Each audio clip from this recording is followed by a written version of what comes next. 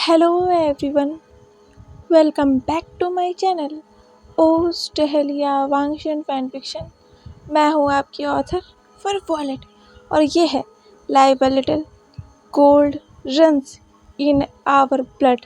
Guys, novel शुरू करने से पहले थोड़ी सी बातें कर लेते हैं और थोड़ा सा वक्त मैं आपका लेना चाहूँगी। सो गाइस, मैंने आप सभी से कहा था कि एक शॉर्ट नॉवल होगा, but I am so sorry. मैंने स्टोरी लाइन चेंज कर दी क्योंकि मुझे वो वाइब नहीं आ रही थी जो मैं चाहती थी, इसलिए मुझे थोड़ा सा इस नॉवल को रीराइट करना पड़ा, जिसकी वजह से स्टोरी लाइन चेंज हो गई और ये स्टोरी मुझे पसंद आ गई। और जब भी मुझे कोई स्टोरी पसंद आ जाती है, वो फैन फिक्शन से शॉर्ट स्टोरी से पूरी नॉवल बन जाती है। मैं क्या करूँ अपना, बट ये स्टोरी अब नॉवल बन चुकी है। मेरी सिस्टर भी ये कहती है, तुम्हारी हर शॉर्ट स्टोरी नॉवल क्यों बन जाती है। और हाँ, मैं कोशिश करूँगी ये स्टोरी ज़्यादा लंबी ना जाए, और ख़ास कर तो ब्लैक रोज और डिस्ट्रॉयर की तरह इतनी लंबी तो ना ही जाए कि 50 चैप्टर्स हो जाए। मुझे आप लोगों को यही इन्फॉर्मेशन देनी थी, तो चलिए अपने इस ब्यूटीफुल नॉवल को शुरू करते हैं। चैप्टर 12। पिछले पार्ट में हमने देखा था कि जिस रॉयल गार्ड से विचान से भाग रहे थे, उस रॉयल गार्ड ने फिंग की तस्वीरें ले ली थी। शायद उस रॉयल गार्ड को कुछ शक हो गया था। हाँ, उसे शक हो गया था। और दूसरी तरफ सोंगलैन वांग जी की सारी इंफॉर्मेशन ना चाहते हुए भी लान कुरैन को दे रहा था। लगता है कुछ बुरा होने वाला है, बहुत बुरा। चाइना लान मेंशन। वांग जी आईने के सामने खड़ा था और वो तैयार हो रहा था। वांग जी ने एक वाइट शर्ट पहनते हुए कहा, सोंगलैन, ये मेरे ऊपर कैसा लग रहा है। सोंगलैन जो वांग जी के पीछे ही खड़ा था, बहुत शांत होकर, वांग जी आजकल अपनी दुनिया में इतना खो गया है, या कह लो आजकल वो इतना खुश है कि वो सोंगलैन पर ध्यान ही नहीं दे रहा है। वरना वांग जी को पता चल जाता सोंगलैन में कुछ अलग है। सोंगलैन बहुत शांति से खड़ा होकर वांग जी को देख रहा था। उसके आंखों में गिल्ड साफ देखा जा सकता था। सोंगलैन ने वांग जी की बात सुनकर कहा, ये ठीक है बॉस। वांग जी ने कहा, ना, मुझे पसंद नहीं आ रहा। ये कहकर वांग जी ने अपने उस शर्ट को उतार दिया। फिर वांग जी ने चेयर से एक स्काई ब्लू कलर की शर्ट ली और उसे पहनते हुए कहा, ये कुछ ठीक लग रहा है। वांग जी जब उस शर्ट को पहन रहा था, उस आईने में देखा जा सकता था वांग जी की उस चेस्ट को, जहाँ पर एक फिनिक्स का सिंबल था, या कह लो वो किसी टैटू की तरह दिख रहा था। पर वांग जी ने इस टैटू को इग्नोर किया क्योंकि ये टैटू वांग जी के पास बचपन से है और वांग जी से रोज देखता है। तो वांग जी के लिए ये टैटू एक आम टैटू है, कोई खास बात नहीं है। पर क्या सच में ये टैटू एक आम टैटू है? शायद नहीं। वांग जी ने खुद को आईने में देखा और कहा, अच्छा लग रहा हूँ ना सोंगलैन? सोंगलैन ने वांग जी को देखकर कहा, यस बॉस, अब अच्छे लग रहे हैं। ये सुनकर वांग जी ने एक छोटी सी स्माइल की और उसके हाथ में जो कॉम्ब था उसे टेबल पर रख दिया और सोंगलैन को देखकर कहा, चलो चलते हैं। ये कहकर सोंगलैन और वांग जी दोनों ही रूम से बाहर चले गए। वांग जी ने एक स्काई ब्लू कलर का शर्ट पहना था और ब्लैक कलर का ट्राउज़र, जिसमें वो डैम हैंडसम लग रहा था। वांग जी आज बहुत अच्छा दिखना चाहता था, परफेक्ट दिखना चाहता था, क्योंकि आज वांग जी विंग के घर जो जा रहा है। इसलिए वांग जी का फर्स्ट अपीयरेंस विंग के डैड के सामने अच्छा नहीं था, इसलिए शायद वांग जी आज बहुत अच्छे से तैयार हो रहा था। और तैयार होने के चक्कर में उसने पूरे रूम का कबाड़ा कर डाला। वांग जी के पूरे रूम में वांग जी के पूरे कपड़े फैले हुए थे, वांग जी की शूज़ इधर उधर थे, वांग जी की वो लग्जरियस वॉचेस ज़मीन में गिरे हुए थे, क्योंकि वांग जी को समझ में नहीं आ रहा था ना उसे क्या पहनना चाहिए जिसमें वो अच्छा लगेगा। वांग जी बहुत टेंशन में आ गया था, पर वो तो भला सोंगलैन वांग जी के साथ था, तो सोंगलैन ने वांग जी की मदद की। वांग जी जब अपने कमरे में से चला गया, तब वांग जी की मेट्स वांग जी के कमरे में आई तो उन्होंने देखा वांग जी का पूरा रूम फैला हुआ था। वो सब वांग जी का रूम देख के शॉक हो गए थे, क्योंकि वांग जी को अपने रूम में कोई भी सामान इधर उधर रखना नहीं पसंद है। वांग जी को अपना रूम पूरा क्लीन पसंद है, पर आज तो वांग जी का रूम पूरा कबाड़ा ही हो चुका है। एक मेट ने कहा, कमरे की हालत तो ज़रा देखो। दूसरे मेट ने कहा, देख रही हूँ। बॉस कब से ऐसा करने लगे? पहले वाले मेट ने कहा, वही तो, अब तो बॉस हमारी हेल्प ही नहीं लेते तैयार होने में, वो हमें रूम से ही भगा देते हैं। और अब तो वो हमारी गलतियों पर गुस्सा भी नहीं होते हैं, वो कुछ कहते ही नहीं है। 2 महीने हो गए, उन्होंने किसी को फायर भी नहीं किया। मास्टर को क्या हो गया है? तीसरी मेट ने कहा, मुझे लगता है मास्टर बहुत ज़्यादा गुस्से में है, इसलिए तो वो हमें अपने रूम में घुसने भी नहीं देते। हाँ, क्या वो हम सबको नौकरी से निकालने वाले हैं? दूसरी मेट ने कहा, शुभ बोलो, तुम ये क्या बोल रही हो? बेचारी वांग जी की मेट्स परेशान थी कि वांग जी को क्या हो गया जो वो ऐसा बिहेव कर रहा है। पर बेचारी उन मेट्स को क्या पता, उनके मास्टर को लव हो गया है, इसलिए वो इतना बदला बदला बिहेव कर रहे हैं। इसलिए तो वांग जी आजकल किसी पे गुस्सा भी नहीं होता। जो चीज़ें उसे पसंद नहीं है, अब वो चीज़ें भी उसे पसंद आने लगी हैं, क्योंकि वो चीज़ें विंग को पसंद है ना, इसलिए। जैसे बारिश, वांग जी को बारिश पसंद नहीं, और वांग जी को आजकल बारिश बहुत पसंद है क्योंकि विंग को पसंद है। वांग जी को स्पाइसी फूड नहीं पसंद, पर आजकल वांग जी को स्पाइसी फूड बहुत पसंद है क्योंकि विंग को पसंद है। वांग जी सच में लव में है, जो सभी को दिख भी रहा है क्योंकि वांग जी का बिहेवियर चेंज हो गया है। लैन कुरैन जो सिटिंग हॉल में बैठे हुए थे और वो अपना इवनिंग टी एंजॉय कर रहे थे, उन्होंने सीढ़ियों से नीचे आते हुए वांग जी को देखा। वांग जी ने बहुत सिंपल सा आउटफिट पहना हुआ था, उसने कोई कोट नहीं पहना हुआ था जो वांग जी हमेशा पहनता है। वांग जी अपने शर्ट को ठीक करते हुए आ रहा था। शायद वांग जी को अभी भी लग रहा था कि शायद वो ठीक नहीं लग रहा। लैन कुरैन देख सकते थे वांग जी के पीछे पीछे सॉन्ग लाइन आ रहा था, उसने भी बिल्कुल नॉर्मल ही क्लोथ्स पहने हुए थे। वांग जी को देखकर लैन कुरैन ने अपना टी का कप नीचे रखा और वांग जी की तरफ देखते हुए कहा, वांग जी तुम कहीं जा रहे हो? ये सुनकर वांग जी जो लैन कुरैन की ही तरफ आ रहा था, उसने लैन कुरैन को हक करते हुए कहा, यस डैड, मैं अपने दोस्त के घर जा रहा हूँ। ये कहकर वांग जी ने लैन कुरैन के चिक्स पर किस किया और कहा, बाय डैड, लव यू। ये कहकर वांग जी वहाँ से चला गया था लैन कुरैन को शॉकिंगली छोड़कर। वैसे वांग जी के इस बिहेवियर से बस लैन कुरैन ही शॉक नहीं थे, सेक्रेटरी जो लैन कुरैन के पास ही खड़े थे वो भी शॉक थे। लैन कुरैन ने अपनी बड़ी बड़ी आंखों से वांग जी को जाते हुए देखकर कहा, सेक्रेटरी क्या वांग जी ने अभी भी मुझे फिर से हक किया? सेक्रेटरी जॉय ने वांग जी को जाते हुए देखकर कहा, हक नहीं, किस भी किया मास्टर? हाँ, लैन कुरैन आजकल वांग जी की बदली बदली आदतों को देखकर कभी कभी शॉक हो जाते हैं, क्योंकि जिस वांग जी को किसी का टच भी पसंद नहीं था, वो लैन वांग जी आजकल लैन कुरैन को घर से बाहर जाने से पहले हक करता है, उन्हें अपना लव शो करता है कि वो लैन कुरैन से कितना प्यार करता है।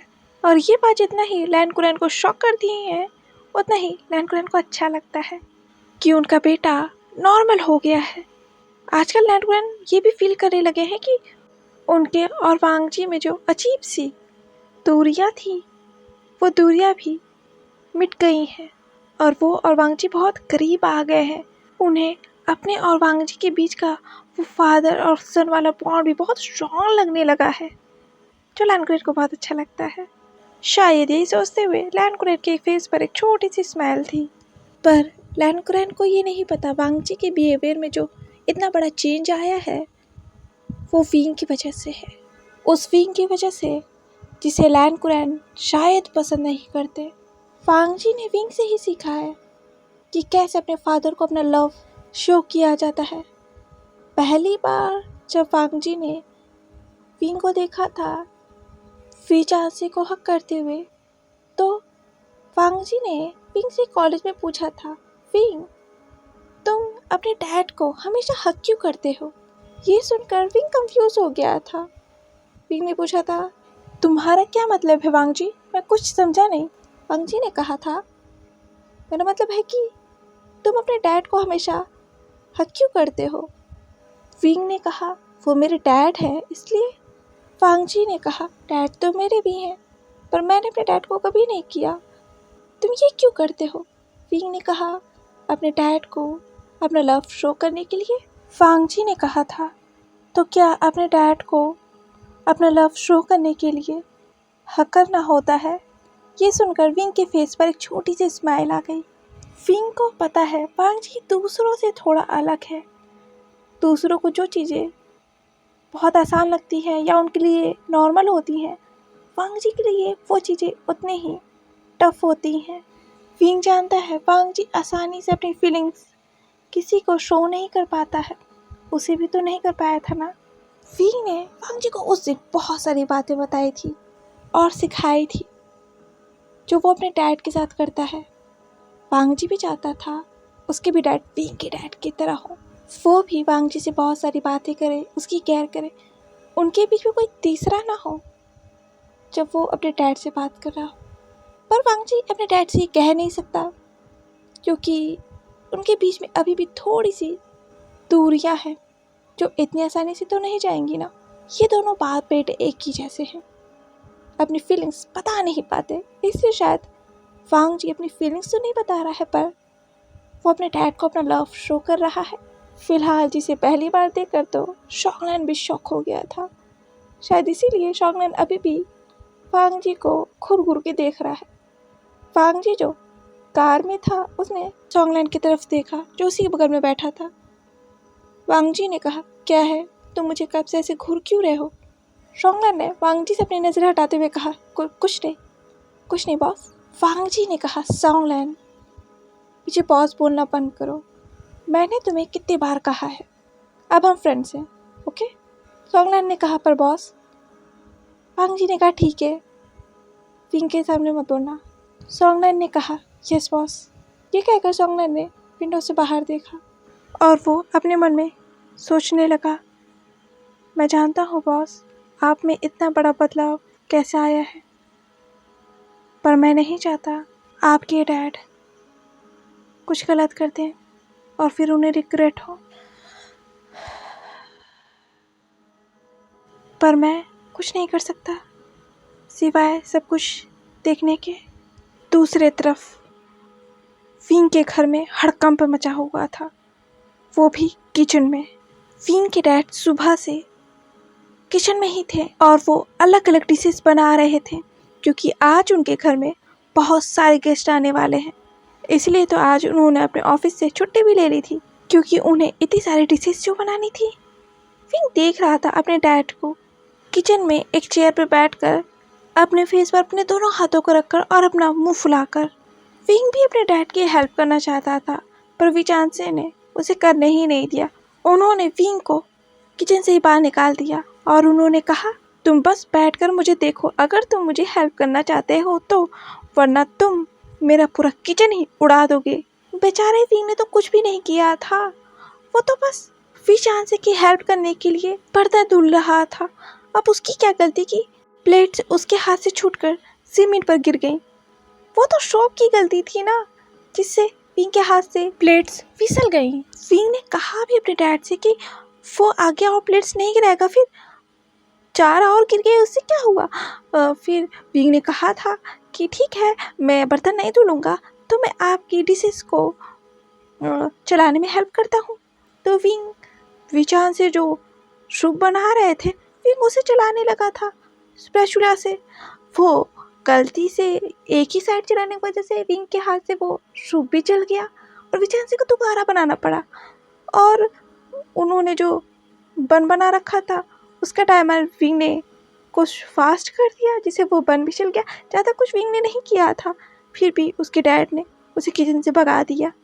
इसलिए विंग अपना मुंह फुलाकर विचांसे को घूर घूर के देख रहा है कि उसके डैड उसे अपनी हेल्प ही नहीं करने दे रहे और सारा काम खुद ही कर रहे हैं। विचांसे ने दोबारा उन बंस को माइक्रोवेव में रखते हुए विंग की तरफ देखा एक नज़र।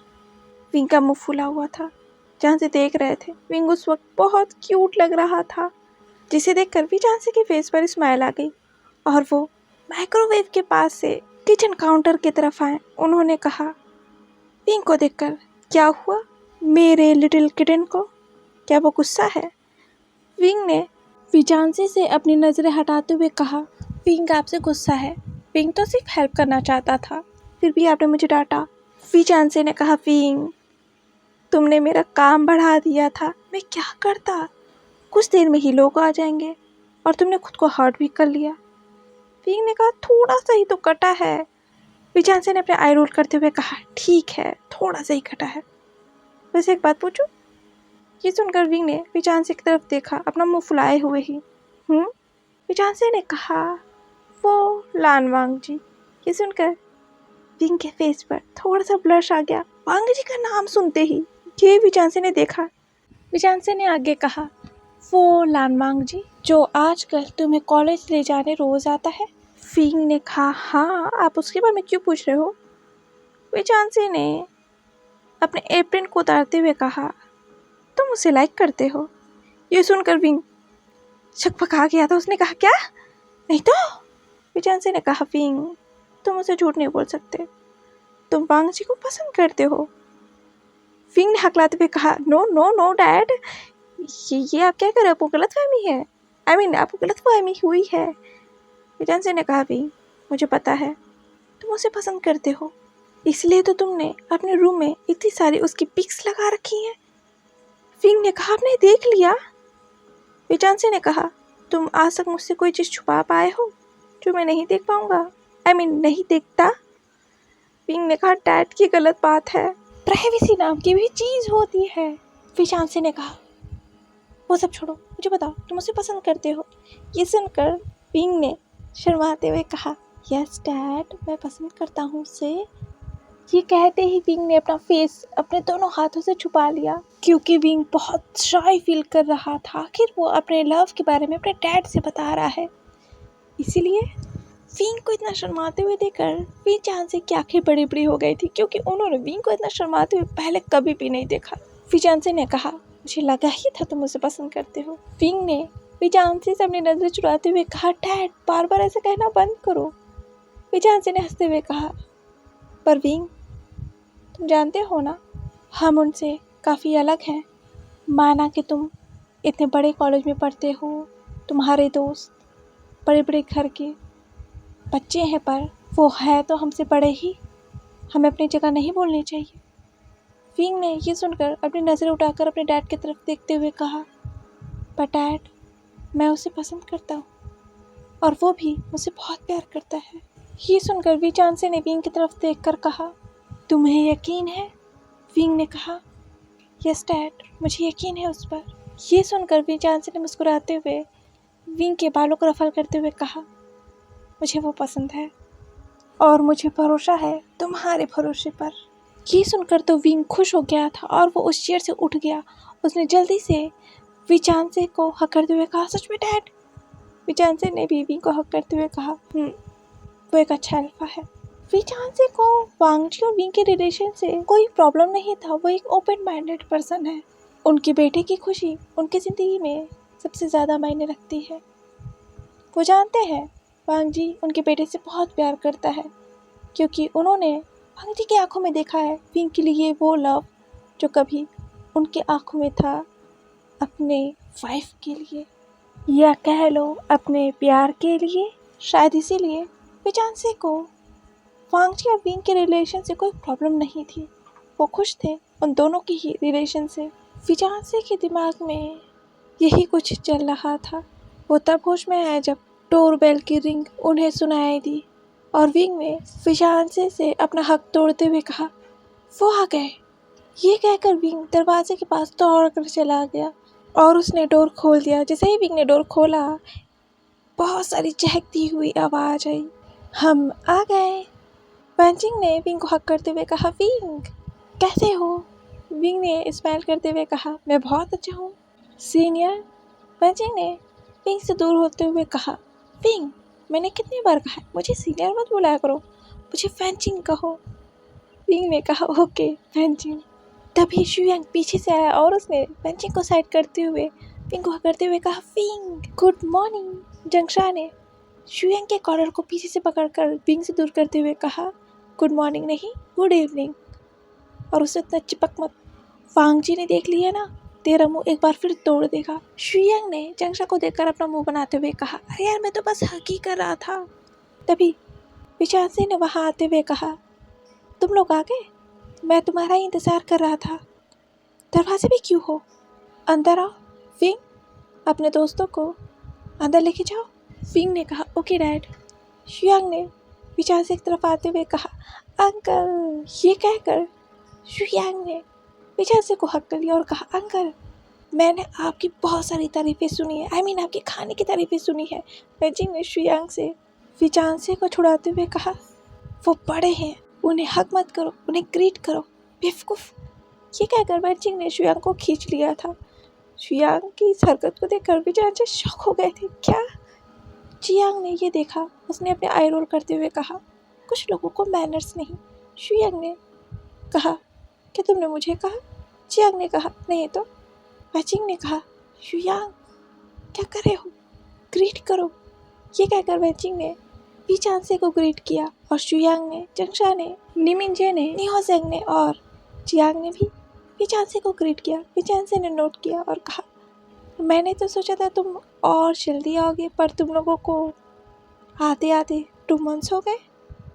ये सुनकर वैजिंग ने कहा वो क्या है ना अंकल, विंग ने तो हमें पहले ही डिनर पर इनवाइट किया था, पर बीच में हमारे कुछ प्रोजेक्ट आ गए जिसकी वजह से हम सब बिजी हो गए। विचांसे ने कहा कोई बात नहीं, तुम सब बैठो, मैं अभी आता हूँ। असल में विंग के सारे दोस्त आज विंग के घर में इसलिए आए हैं क्योंकि विचांसे ने जो कार्रवाई की थी उसकी डिनर पार्टी आज है 2 months बाद, क्योंकि बीच में ही सीनियर्स को कुछ प्रोजेक्ट्स बनाने थे, जो प्रोजेक्ट्स के नंबर उनके फाइनल रिजल्ट पे जुड़ते, तो वो सब बिजी हो गए, इसलिए ये डिनर पार्टी इतने लेट से हो रही है। सभी लिविंग हॉल में बैठ गए थे और सभी बच्चे एक दूसरे से बात कर रहे थे और हंस रहे थे, और विचांसे ने जो डिलीशियस स्नैक्स टेबल पर रखा था वो उसे भी खा रहे थे। फ्रेंचिंग जो विंग के बगल में ही बैठी थी, उसने विंग की तरफ देखा जिसकी नज़रें किसी को ढूंढ रही थी। फ्रेंचिंग ने कहा विंग की तरफ झुकते हुए विंग के कान में, विंग वांग जी का इंतज़ार कर रहे हो? ये सुनकर विंग की नज़रें जो दरवाजे की तरफ थी, उसने वैंजी की तरफ देखा और कहा नहीं तो। फ्रेंचिंग ने कहा मुझे पता है विंग, तुम वांग जी का ही इंतज़ार कर रहे हो, वो कुछ देर में आ जाएगा, फिक्र मत करो। जियांग ने विंग के दूसरे कान में कहा, फ्रेंचिंग की तरफ देखते हुए। फ्रेंचिंग मुझे लगता है विंग अपने बॉयफ्रेंड को मिस कर रहा है। ये कहकर जियांग हंसने लगा। जियांग की हंसी को सुनकर सबकी नजरें फ्रेंचिंग, विंग और जियांग की तरफ चली गई। शुयांग ने कहा क्या हुआ, कोई जोक किया क्या? मैंने तो नहीं सुना। जियांग ने हंसते हुए कहा बहुत बड़ा जोक हुआ है, लव बर्ड्स एक दूसरे को मिस कर रहे हैं। ये सुनकर शुयांग ने विंग की तरफ देखा और कहा यू मीन वांग जी? वैसे वो अभी तक आए नहीं, वो तो बड़ा टाइम का पंचुअल है और जब देखो तब हमें लेक्चर चाहता रहता है, वो आज लेट कैसे हो गया? जंगशा ने कहा शुयांग को कोनी मारते हुए। समझो भी शुयांग। ये कहकर जंगशा ने विंग की तरफ देखा और स्मृत करते हुए कहा वांग जी आखिरकार अपने लव के घर आ रहा है, वो भी डिनर पे, तो लेट तो होगा ही, आखिर उसे तैयार जो होना है, या कह लो विंग के डैड को इम्प्रेस करना है। जंगशा की बात सुनकर तो विंग जो पहले से ही ब्लश कर रहा था वो और भी ब्लश कर गया। ये सुनकर शुयांग हंसने लगा और उसने कहा सही कहा, वांग जी इसीलिए लेट होगा। निहोसेंग ने कहा विंग आखिरकार तुमने वांग जी को भी अपनी आदत डाली ही थी। निमिंजे ने कहा निहोसेंग के हाँ में हाँ मिलाते हुए वैसे सही कहा तुमने हुसैन, आदत पड़ती कैसे नहीं वांग जी को विंग की, आखिर ये दोनों लव में जो है। ये सुनकर विंग ने अपने फेस को छुपाते हुए कहा स्टॉप इट गाइस, नहीं मिलेगा, आप ही मुझे टीज कैसे कर सकते हैं, ये गलत बात है, आप सब मिलकर मुझे बुली कर रहे हो। जियांग ने कहा विंग बुली नहीं कर रहे हैं, तुम्हें टीज कर रहे हैं। विंग ने अपने फेस से अपना हाथ हटाते हुए कहा जियांग प्लीज। विंग को ऐसे देखकर बंचिंग ने विंग को हंसते हुए हकरते हुए कहा विंग हम सब बस मजाक कर रहे थे, इतना क्यों शाई फील कर रहे हो, ठीक है चलो अब तुम्हें कोई परेशान नहीं करेगा। ये कहकर पंचिंग ने सभी की तरफ देखा और कहा गुस्से में गाइस अब विंग को कोई परेशान नहीं करेगा। तभी विचांसे ने वहाँ आते हुए कहा चलो बच्चों डिनर लग गया है। शुयांग ने काउस से खड़े होते हुए कहा हाँ सच में मुझे बहुत भूख लगी है अंकल, आपको पता है आपके हाथ के खाने की मैंने इतनी तारीफें सुनी थी कि सुबह से मैंने कुछ खाया ही नहीं है। पंचिंग ने काउस से उठते हुए कहा हाँ बस 3 पीसेस पिज्ज़ा खाया है और 4 बर्गर खा है और 2 कप कोल्ड ड्रिंक पी है, बस इतना ही। ये सुनकर बिंग हंसने लगा। विचांसी ने हंसते हुए कहा, थैंक यू मेरे खाने की इतनी तारीफ करने के लिए, पर मुझे नहीं लगता मैं इतना भी अच्छा खाना बनाता हूँ। न्योसेंग ने काउच से उठते हुए कहा, नहीं अंकल, आप बहुत अच्छा खाना बनाते हो, आप वर्ल्ड के बेस्ट कुक हो, मुझे आपके हाथ का खाना बहुत पसंद है। जियांग ने कहा विचांसी के पास आते हुए, हाँ अंकल, मुझे भी आपके हाथ का खाना बहुत पसंद है, मैं तो बस बहाने ढूंढता रहता हूँ आपके हाथ का खाना खाने के लिए। गाइस चलो चलते हैं डाइनिंग टेबल पर, वरना खाना ठंडा हो जाएगा। ये कहकर जियांग डाइनिंग टेबल की तरफ जाने लगा। विचांसी ने कहा, विंग, क्या वांगजी नहीं आने वाला है? क्या तुमने उसे इनवाइट नहीं किया? जियांग ने डाइनिंग टेबल के पास जाते हुए कहा, अंकल, उसे तो सबसे पहले इनवाइट किया था। गाइस क्या कर रहे हो, चलो चलते हैं, वांगजी आ जाएगा। ये सुनकर सभी जियांग के पीछे पीछे जाने लगे। विंग ने काउच से उठते हुए दरवाजे की तरफ देखा, वांगजी नहीं आया था। विंग का चेहरा रोने रोने जैसा बन गया था। बच्ची ने कहा, विंग तभी परेशान मत हो, वो आ जाएगा। जियांग ने विचांसी के पास जाते हुए कहा, अंकल आप फिक्र मत कीजिए, वांगजी आ जाएगा। वो आएगा किसे नहीं, आखिर उसे आपको आउच, जंगशा मार क्यों रहा है? जंगशा ने कहा, इडियट, तुझे पता नहीं कब क्या बोलना चाहिए, वो विंग के डैड है, तेरे दोस्त नहीं है। विचांसी ने कहा शुयांग और जंगशा की तरफ देखकर, क्या हुआ शुयांग, तुम क्या कह रहे थे? जंगशा ने शुयांग को विचांसी के बगल से खींचते हुए कहा, कुछ नहीं अंकल, वो यूं ही ये मजाक कर रहा था, चलिए डिनर करते हैं, वांगजी आ जाएगा। ये सुनकर विचांसी ने मुस्कुराते हुए कहा, तुम लोग डाइनिंग टेबल पर बैठो, मैं डिशेस लेकर आता हूँ। विंग ने कहा, डैड मैं आपकी मदद करता हूँ। ये कहकर विंग विचांसी के पीछे पीछे जाने लगा। फैंचिंग ने भी डाइनिंग टेबल से उठते हुए कहा, विंग रुको, मैं भी तुम्हारी मदद करती हूँ। विंग ने फैंचिंग को डाइनिंग टेबल पर बैठाते हुए कहा, नहीं फैंचिंग तो बैठ जाओ, मैं अभी आता हूँ डिशेस लेकर। ये सुनकर फैंचिंग जो चेयर पर बैठी थी, उसने विंग की तरफ देखा अपनी नज़रें उठाकर और मुँह फुलाकर कहा, विंग तुम कितने बुरे हो, तुम मुझे अपना दोस्त नहीं मानते, इसलिए तुम मुझे अपनी हेल्प नहीं करने दे रहे हो, देखो ये तो गलत बात है ना।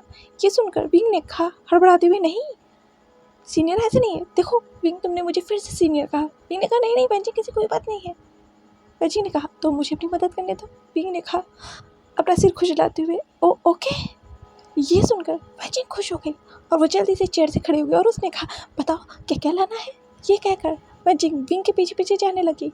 जियांग ने भी कहा, मैं भी आता हूँ। ये कहकर जियांग भी विंग के पीछे पीछे चला गया। शुयांग ने कहा, मेरा बेबी क्या है, मैं भी जाऊँगा। ये कहकर शुयांग भी किचन में घुस गया था। और यहाँ जंगशा, निमिंजे, निहोसेंग डाइनिंग टेबल पर बैठे थे।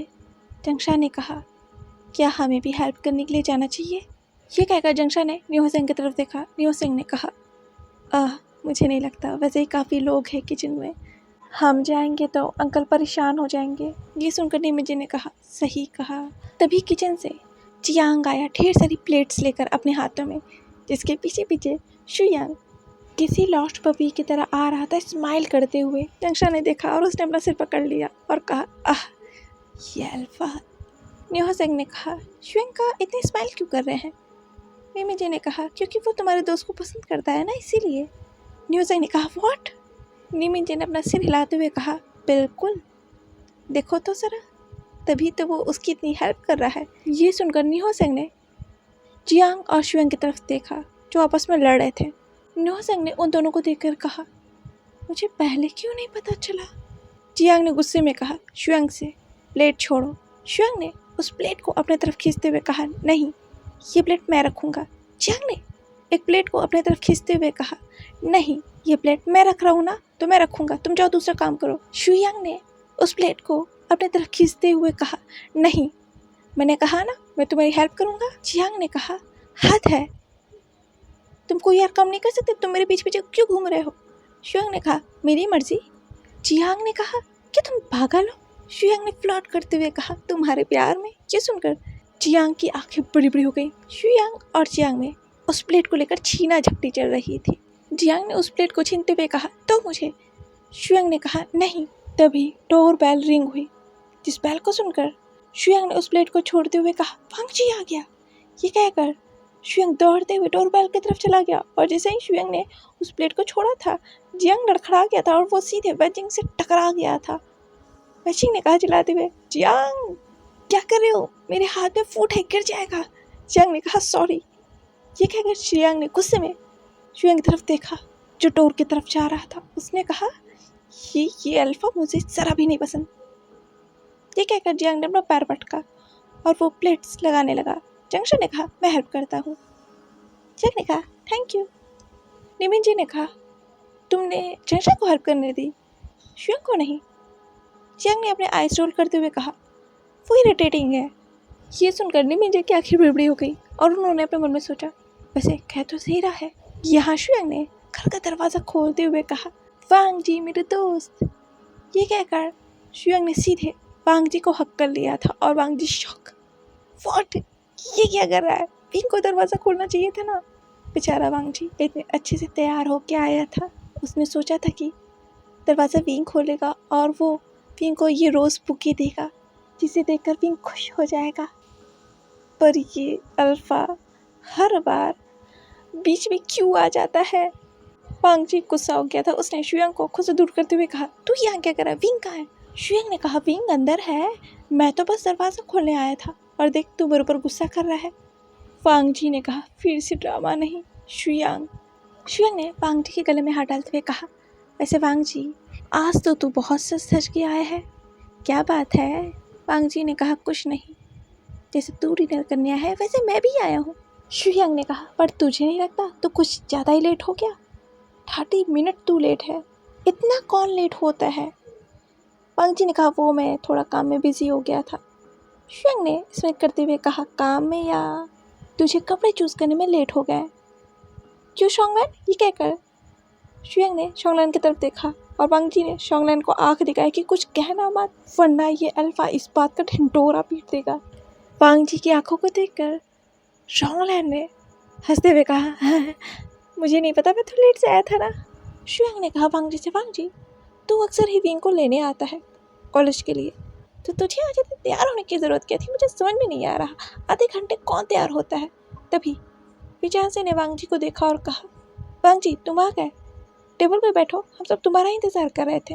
ये सुनकर वांग जी ने कहा ओके अंकल, और वो विचांसे के पास आया और उसने विचांसे को वो बुके दिया और कहा थैंक यू अंकल हमें डिनर पर इन्वाइट करने के लिए। ये सुनकर विचांसे ने कहा मुस्कुराते हुए इसमें थैंक यू की क्या बात है, जैसे विंग मेरा बेटा है वैसे तुम भी मेरे बच्चे हो, तुम कभी भी मेरे घर पे आ सकते हो।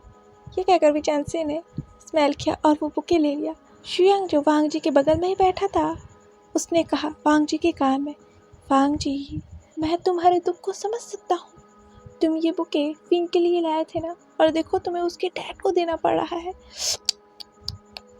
सो सैड वांग जी। ये सुनकर वांग जी ने गुस्से में शुयंग की तरफ देखा और कहा शुयंग के पैर पर पैर मारते हुए ये सब तेरी वजह से हुआ है। ये कहकर वांग जी वहाँ से चला गया था डाइनिंग टेबल पर, और यह शुयंग अपने पैर को पकड़कर चिल्ला रहा था कमीने कहीं के, इतने जोर से क्या मारने की जरूरत थी, आउच आउच आउच, इतने जोर से मारा है, लान वांग जी मैं तुझे छोड़ूंगा नहीं, देखना तू। दूसरी तरफ किचन में वेजिंग ने काउंटर टेबल से डिशेस को उठाते हुए कहा विंग की तरफ देखकर जो उसी के बगल में खड़ा था, और वो कुछ डिशेस को ट्रे में ले रहा था। वैसे विंग तुम्हारा घर बहुत सुंदर है सच में। ये सुनकर विंग ने एक बड़ी सी स्माइल की और कहा थैंक यू।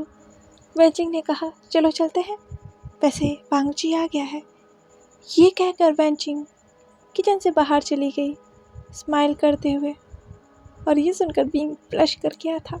विंग कब से इंतज़ार कर रहा था वांग जी का, और देखो वांग जी पूरे आधे घंटे लेट है।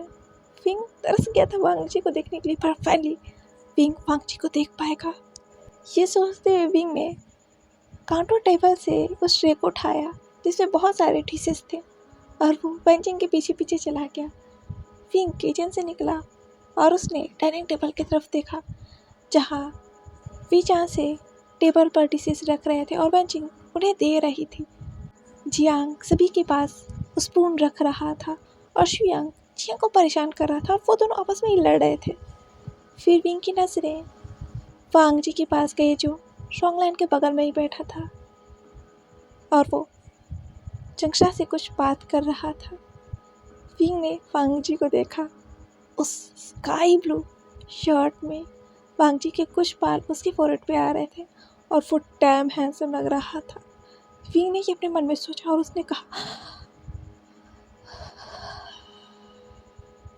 विंग के वो ब्यूटीफुल रोज़ और लेवेंडर के फेरोमोन्स जैसे ही वांग जी की नोज़ में गए, वांग जी ने अपनी नज़रें उठाकर किचन की तरफ देखा जहाँ विंग अपने हाथों में ढेर सारी डिशेस लेकर खड़ा था और वो उसे ही देख रहा था अपने सिल्वरिश ग्रे आईज से। और वांग जी भी विंग को देखने लगा। वांग जी को विंग बहुत बहुत ब्यूटीफुल लग रहा था। विंग ने एक वाइट कलर का हुडी पहना हुआ था जिसमें वो बहुत क्यूट लग रहा था। उसके बाल उसके फोrehead तक आ रहे थे। विंग ने शायद आज हल्का सा मेकअप किया है। वांग जी ने ये नोटिस कर लिया और उसके फेस पर स्माइल आ गई और वो बस विंग को देखने लगा अपनी शाइनी आईज से। है एवरीवन, तो आज के लिए बस इतना ही। वैसे इस नॉवल में अभी तक 3 अंपायर्स दिखाए गए हैं। फर्स्ट है गार्डेनिया अंपायर, दूसरा है बेलारोस अंपायर, तीसरा है एशर लान अंपायर। फ़िलहाल तो आप सब समझ गए होंगे कौन कौन किस अंपायर से है। आप लोगों को कुछ हिंट तो मिल ही गया होगा। फ़िलहाल तो इस नॉवल में कई अंपायर्स दिखाए जाएंगे आगे जो इस नॉवल में बहुत इम्पॉर्टेंट है। और विंग और वांग जी की जो अभी की लाइफ चल रही है जो काफ़ी सिंपल है, ब्यूटीफुल है, वो सभी अंपायर्स विंग और वांग जी की लाइफ में बहुत बड़ा इम्पैक्ट डालेंगे। क्योंकि जैसा दिख रहा है वैसा है नहीं, चीज़ें इतनी सिंपल नहीं हैं। इस नॉवल में बहुत सारे एम्पायर्स नहीं हैं पर जितने भी हैं बहुत पावरफुल है।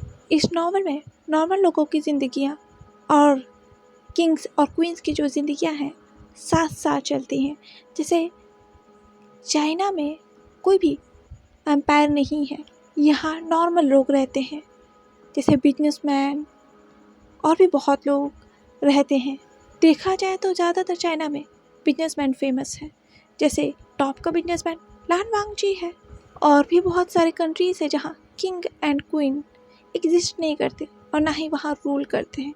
पर दूसरी जगह यहाँ बेलारोस, गार्डेनिया, लान अंपायर जैसे भी कुछ अंपायर से जहाँ किंग एंड क्वीन रूल करते हैं।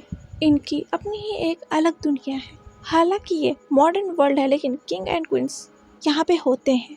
फ़िलहाल गार्डेनिया के किंग किसी को ढूंढ रहे हैं और कोई है वहाँ जो वो नहीं चाहता कि वो इंसान मिल जाए। दूसरी तरफ बिजान से किसी से भाग रहे हैं, वो नहीं चाहते वो पकड़े जाएं। शायद वो अपनी रियल आइडेंटिटी छुपा रहे हैं। दूसरी तरफ लैंड कुरैन, वो किसी से भाग नहीं रहे पर वो कुछ तो छुपा रहे हैं। और कौन है एशर लान अंपायर का अगला होने वाला किंग, आपको क्या लगता है? और तीसरी तरफ बेलारोस में वो शख्स कौन है जो उस तस्वीर में है और ये शख्स कौन है जो इस तस्वीर को बना रहा है और वो किससे ढूंढ रहा है? आपको क्या लगता है? इस राउंड में 3 अंपायर हैं और तीनों ही पावरफुल अंपायर हैं। देखते हैं ये 3 अंपायर विंग और वांग जी की लाइफ में क्या बदलता है। ये नॉवेल आगे चलकर बहुत ज़्यादा पेचीदा होने वाला है, बहुत सारे ट्विस्ट एंड टर्न्स आने वाले हैं, आएंगे भी क्यों नहीं। आखिर शाही खून रगों में जो दौड़ रहा है। तो चलिए गाइस, मिलते हैं लाइव लिटिल के नेक्स्ट चैप्टर में। और नेक्स्ट चैप्टर के लिए मेरे चैनल को लाइक, शेयर एंड सब्सक्राइब करना मत भूलिएगा और कमेंट करके बताइएगा कि आज का चैप्टर आप सभी को कैसा लगा। Bye bye.